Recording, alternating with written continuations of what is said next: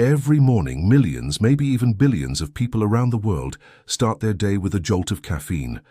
Whether it's from a steaming cup of coffee, a fragrant tea, or a fizzy energy drink, it's the go-to fuel to get the day started. Then, as the sun sets, an equally staggering number of people wind down with a drink, a glass of wine, a cold beer, or a cocktail. It's a ritual as old as time. But have you ever stopped to think about what these two incredibly popular substances are actually doing to your body and brain? One is a stimulant, the other a depressant. They are in many ways polar opposites. Today we're diving deep into the ultimate showdown, caffeine versus alcohol. We'll explore how they work, their immediate and long-term effects, and the surprising, often dangerous truth about what happens when you mix them. So grab your beverage of choice, maybe just water for this one, and let's get into it. Let's start with some basic facts. Caffeine is, without a doubt, the world's most widely consumed psychoactive drug. It's not just in coffee and tea. You'll find it in chocolate, soda, and a whole aisle of energy drinks at your local supermarket. It's the engine of our modern, fast-paced world. On the flip side, we have alcohol. It's the planet's most popular depressant, deeply woven into the fabric of human culture. We use it for celebrations, for religious ceremonies, for social gatherings, and for quiet nights at home. Both are legal for adults, both are highly social, but their impact on our biology couldn't be more different. To understand this, we need to take a quick trip inside your brain. Imagine your brain has a natural sleepiness switch. This is a chemical called adenosine. Throughout the day, adenosine builds up, binding to receptors and telling your brain, hey, it's time to slow down and rest. Now enter caffeine. When you drink a coffee, caffeine molecules travel to your brain and, because they have a similar shape to adenosine, they fit perfectly into those same receptors.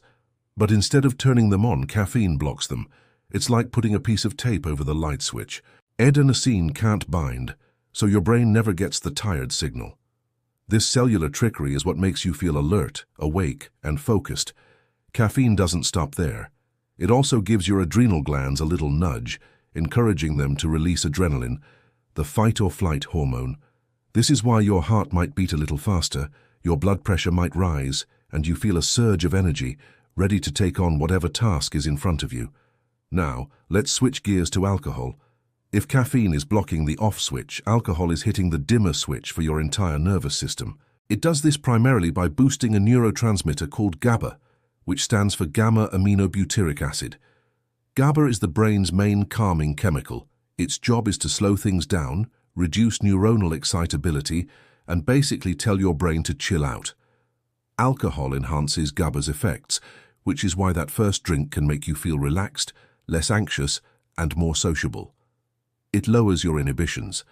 At the same time, alcohol suppresses glutamate, an excitatory neurotransmitter. Think of glutamate as the brain's gas pedal.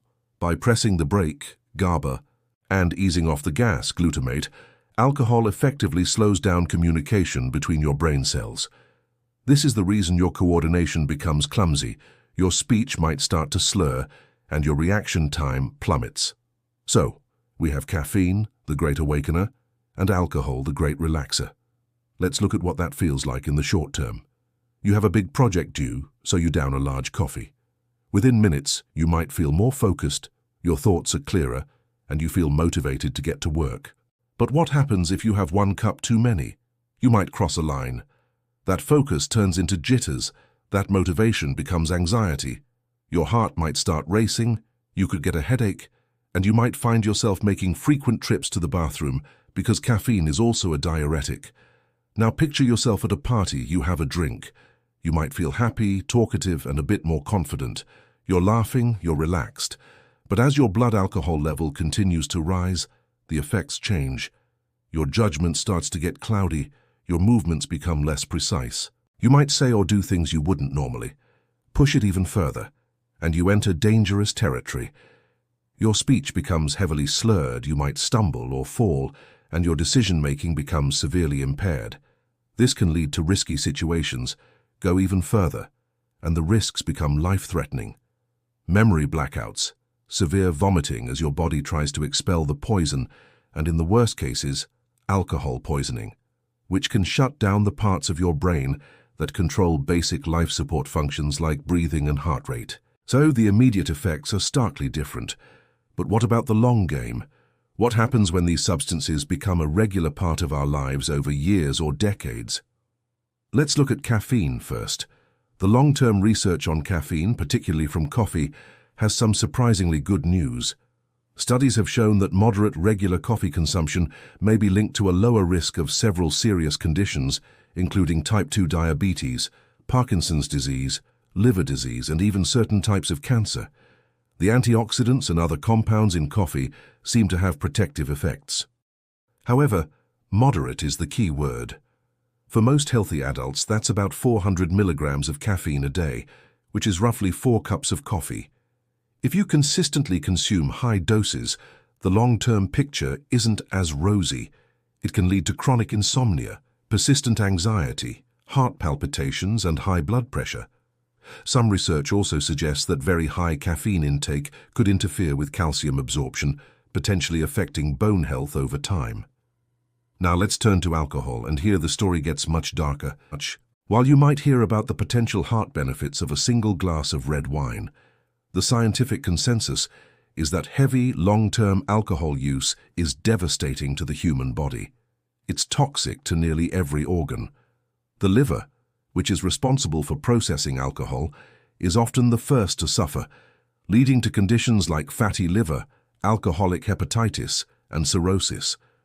The heart is also at risk, with heavy drinking linked to high blood pressure, irregular heartbeats, and cardiomyopathy, a weakening of the heart muscle.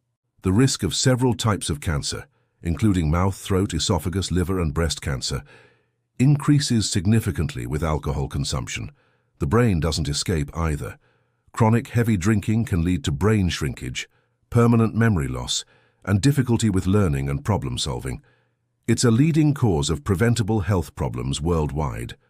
Even what many consider moderate drinking carries measurable risks, especially when it comes to cancer and mental health. Now for the million-dollar question, what happens when you mix caffeine and alcohol? This is a combination many people are familiar with, from the classic Irish coffee to the infamous vodka energy drink. A common belief is that drinking coffee can help you sober up after a night of drinking. This is a dangerous myth. Let me be perfectly clear. Caffeine does absolutely nothing to lower your blood alcohol concentration.